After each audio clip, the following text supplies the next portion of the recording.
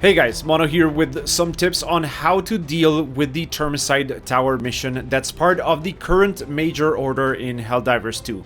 There are 3 steps to these missions.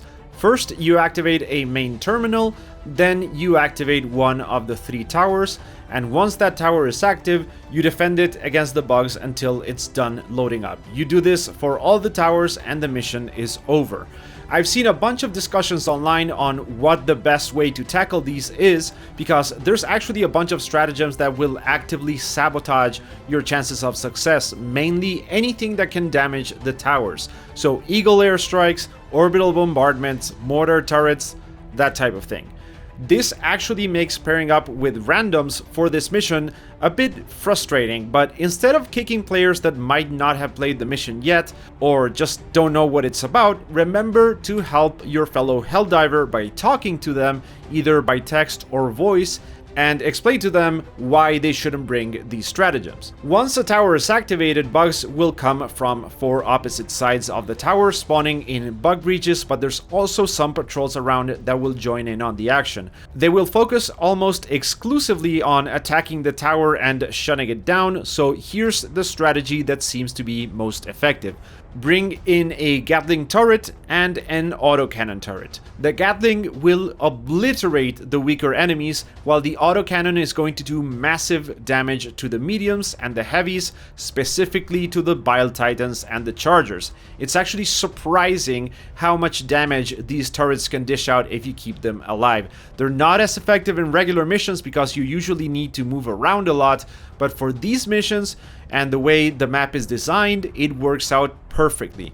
When you place the turrets, you want to keep a few things in mind. First, try to position them so they can target enemies at an angle as they approach the towers. Don't put them directly in the path between the bug breaches and the tower. This way, even if a bug reaches the tower, the turret can kill it at an angle that will hit the enemy without firing directly at the tower, which can potentially damage it. Second, you want to keep this at different heights around the area. If you put them too close to each other or in direct line of sight, there are high chances they might shoot each other while tracking an enemy, which will of course destroy them. So place them around the towers, covering all approaches at slightly different angles and heights.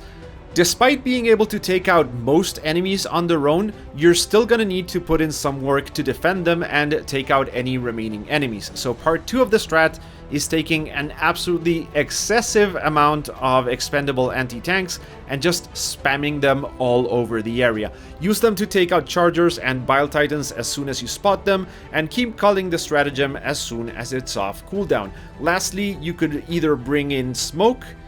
Yes, smoke. It's not a stratagem that's usually very useful, but covering the area around the tower with smoke will basically turn it invisible for most of the bugs, so they essentially won't attack it, meaning there's not even a need to defend them. However, I find the smoke strat to be 1, quite boring, and 2, it also means that the enemies will just attack you instead, which is potentially a lot worse than have them focused on the objective. They will also target the turrets more aggressively, so though while it is effective, I prefer bringing in some support weapon stratagems. Now, which stratagems to bring is going to depend on what planet you're on, as there are going to be different enemy types in them.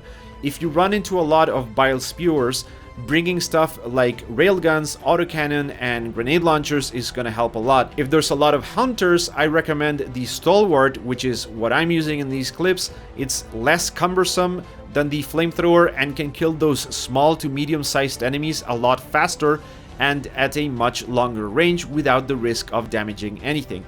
The flamethrower is, I think, a bit too slow to kill the enemies in this game mode, especially when there's too many hunters around, as it won't kill them before they leap onto you, so it's not the best. And the grenade launcher or autocannon will explode in your face if you shoot them at point blank range, so you need different weapons to manage different enemy types. Another option to consider, especially if there's a lot of bile spewers, is bringing in one of the armors that has the extra 2 grenades. With 6 impact grenades, you can kill a lot of these very easily, and if you're calling in the resupply stratagem every time it's off cooldown, you should have plenty of ways to get extra grenades. Lastly, For the primary weapon, I would recommend the Spray and Pray, the Knight, the Defender, or the Breaker, but even at the highest difficulties, if you keep your turrets alive and they don't shoot each other, the mission should be surprisingly manageable. One last thing I'm going to say is I've seen people recommend the mines, and I've tested them.